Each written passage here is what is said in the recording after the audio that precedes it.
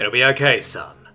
The doctor's voice rang out with a calm, professional demeanour that he had been trained to use when dealing with trauma patients. You're in safe hands now. The young man lay on a wheeled bed, still clutching the wound in his shoulder even though it had been thoroughly bandaged. The undersuit of his exo-armour was mostly unscathed on the left side of his body, whereas the right side barely managed to hold any resemblance of having ever been there, and the remaining shredded biology that would have been covered was only contained due to a generous application of biofoam sealant from his combat armour. The doctor looked at the tablet with the bio-ID displayed. 22. The kid was 22 years old, and an orbital insertion drop trooper. In all his years, he had treated only a handful of OIDTs. The Venn diagram overlap between the kind of people that let themselves get shot towards a battlefield in a tiny pod from orbit, and the kind of people who ignored their injuries was an almost complete overlap. A perfect circle. The tablet didn't list a name, only an ID number. D1-265. He looked at the trooper. The kid was somehow still conscious. "Can you hear me?" He leaned over the kid. The one functional eye opened and looked directly at him. "Yes, sir." A rattling breath and a slight gurgle told him that the respiratory system was leaking into the airways. "I'll need..." The trooper cut him off. "D1-265, Lance Corporal, 1st Airborne. Do you know where you are?" The corporal looked around the operating suite and gave the smallest nod. "Apagast, Northern Hemisphere." The doctor nodded. "You took a direct hit from a shock blast artillery. I'll get you back into one piece." Then he looked at the anaesthesia nurse and gave her the smallest nod. The corporal grabbed his wrist with the one arm that still had all of its appendages. "I'm not a hero," he said firmly. The doctor gave him a quizzical look.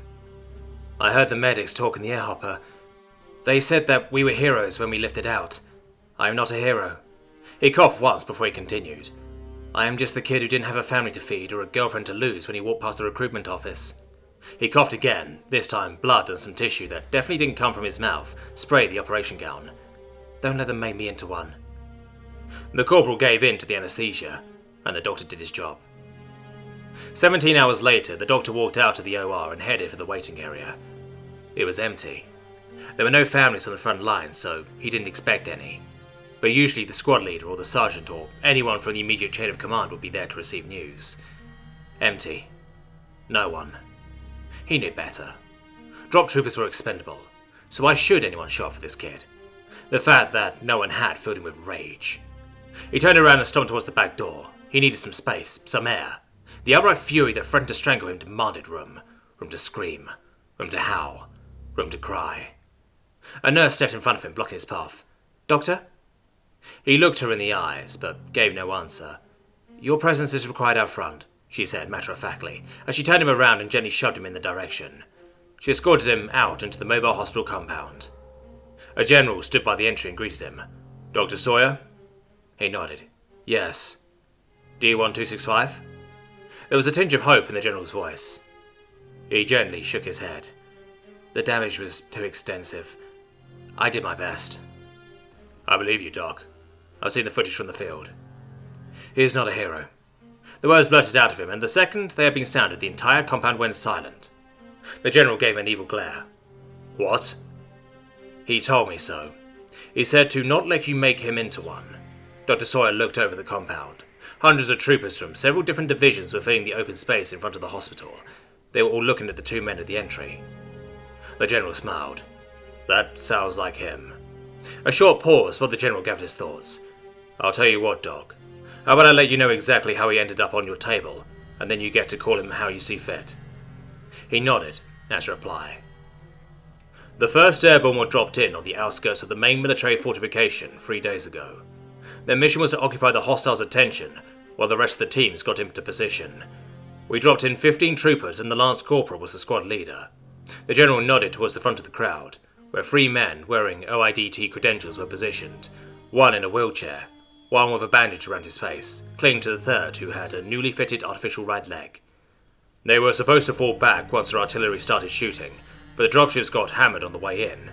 I told the corporal that the mission was a bust to fall back and wait for a pickup, but he refused. Told me that the compound needed to be taken so the civilian escape corridor could be secured. The general gestured out to the rest of the crowd. These are the men that followed him. The teams that disobeyed orders to fall back because some kid with nothing to lose wandered into a recruitment office. The crowd shared a cautious smile. They had, apparently, all heard that tale before. Corporal 265 ordered a perimeter setup and led his drop troops into an assault sprint, drawing fire from the compound. They ran circles around their fortification for 3 days, forcing them to waste their munitions on heavy infantry, while the rest were supporting them with long-range ordnance. The general shook his head.